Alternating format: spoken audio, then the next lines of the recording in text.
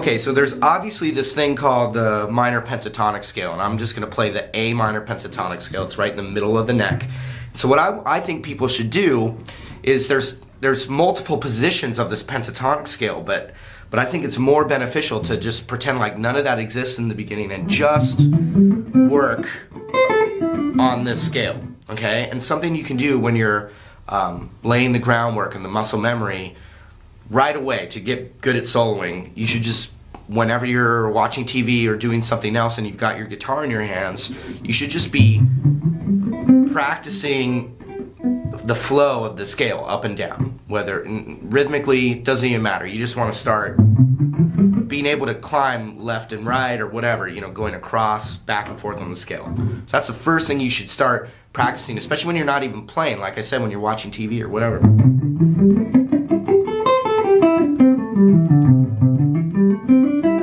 And if you could eventually start to alternate every note you pick, that would be the next step. However, if you can't really do that yet, just do downstrokes.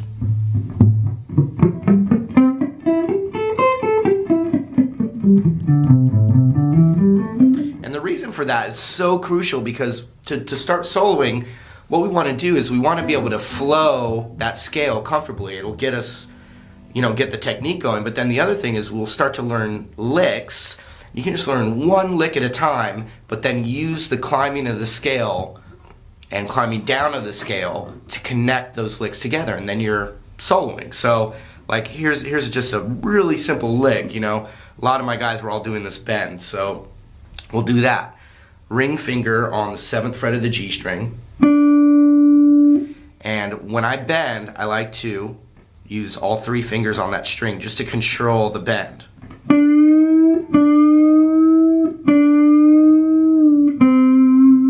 And I'm just resolving it to the 5th fret on the same string. So that's one lick, right? So practicing the scale up and down will enable you to extend those things out. So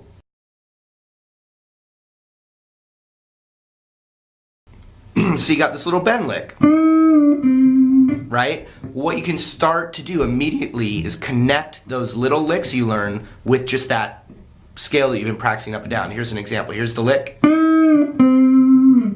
Okay? So what you can start to practice, especially over like a backing track, you know, if you had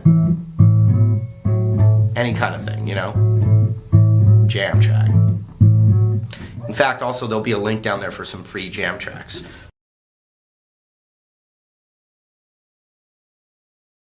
So you can go, instead of just, and that's like the only thing you know how to solo, you could go,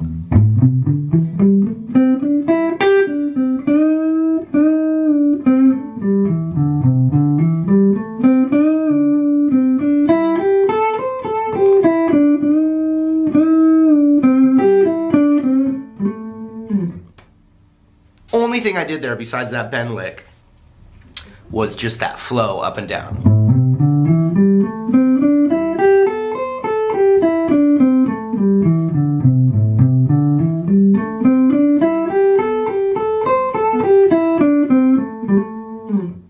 So that's one lick. Let's do another lick. We'll do this. Just that long one right here.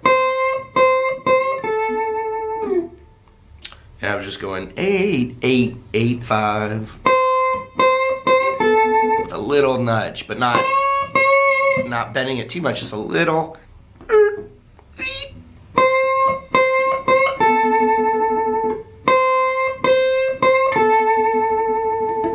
So now we have 2 licks and the climbing up and down of the scale. Watch.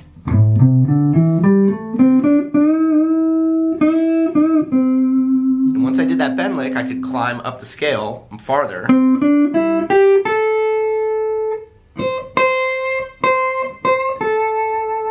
And I could go back down.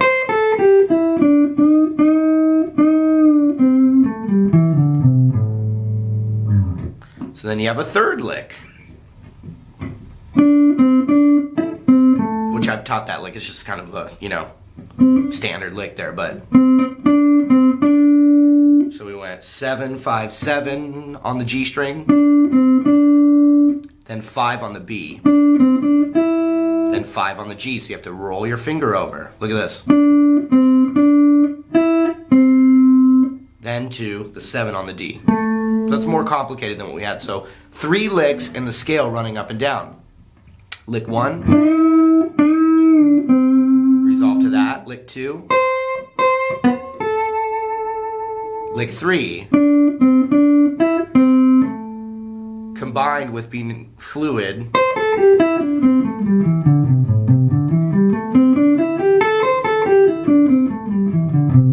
or alternate.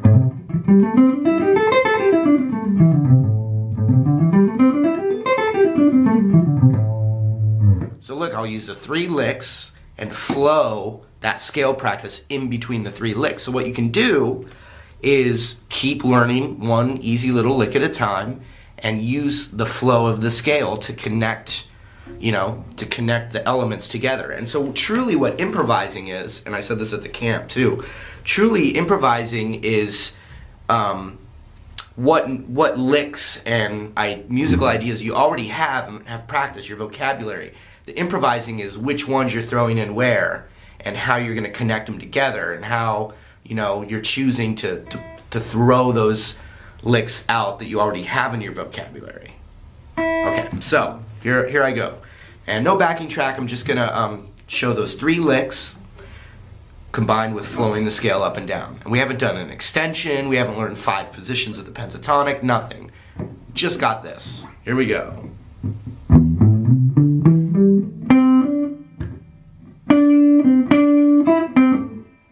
The thing is, empty space is great when you're soloing over stuff. You don't want to just have continuous sound coming out.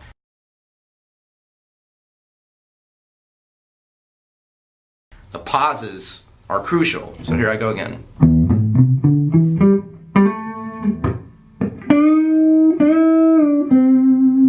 I'll repeat it. Up the scale.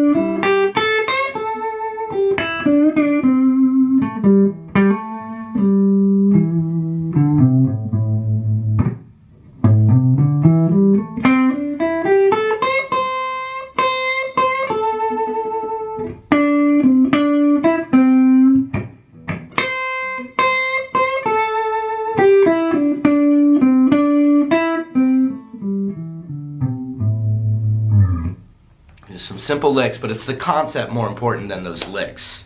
As far as, you want to be soloing as quickly as possible. How do you do it? This is the thing to prioritize, those concepts right there. And I used to sit, with the TV on, not even the guitar plugged in, and just, back and up and down that pentatonic scale. But so once you get, you can kind of handle a solo a little bit, then we just want to start thinking about how we travel up and down on the guitar. Because so far we were only going across this way, right? So the next thing we learn, we still visualize the root. So if some guy's playing a progression in A, or or a bar chord, whatever, you're like, oh, the first chord's A, so I plug in my A root on the E string there, it's the 5th fret, and I plug that in, that's all I got. But then, I'm wanting to expand that, so you got the root right there, you got another root right here, so those are both A, and then you have an A right here. So when you're playing, the licks usually resolve to that A, like.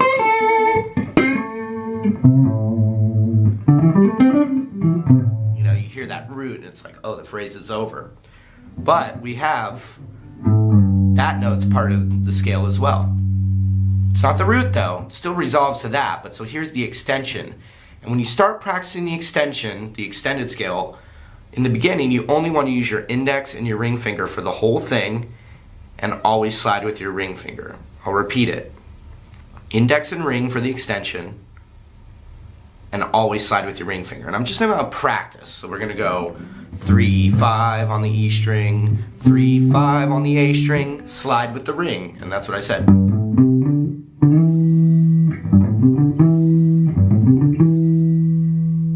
And now you're in the scale. So we just went farther than what you could do. So we got 3, 5, 3, 5, slide. 5, 7 on the D, 5, 7 on the G, slide with the ring again, to the 9.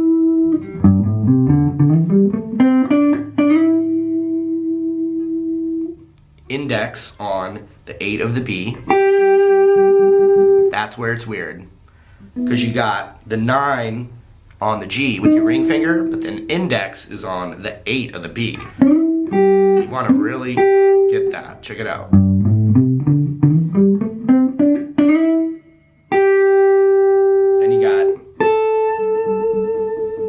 Right there, 10 on the B, and then 8, 10 on the high E. And then on the way down, you're sliding with your ring finger still, watch. So we got 10, 8, 10, 8, 9 on the G with the ring finger, slide with the ring finger. When you get to the 7 on the A, slide with that. That's the root, go down, but then resolve it on the root.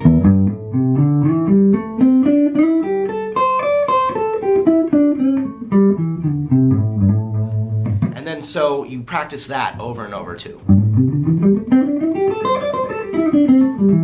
And so that's the same thing. It's like a freeway, and then you learn licks. You can learn some licks in this zone.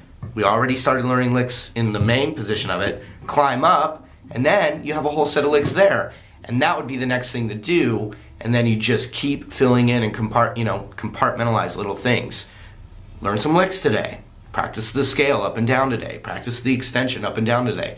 But start in that zone. Don't learn a bunch of scales. I don't even think, if we're talking about just learning the solo, I don't think you should spend a lot of time practicing, like the major scale or the mode shapes if you can't play a blues solo yet.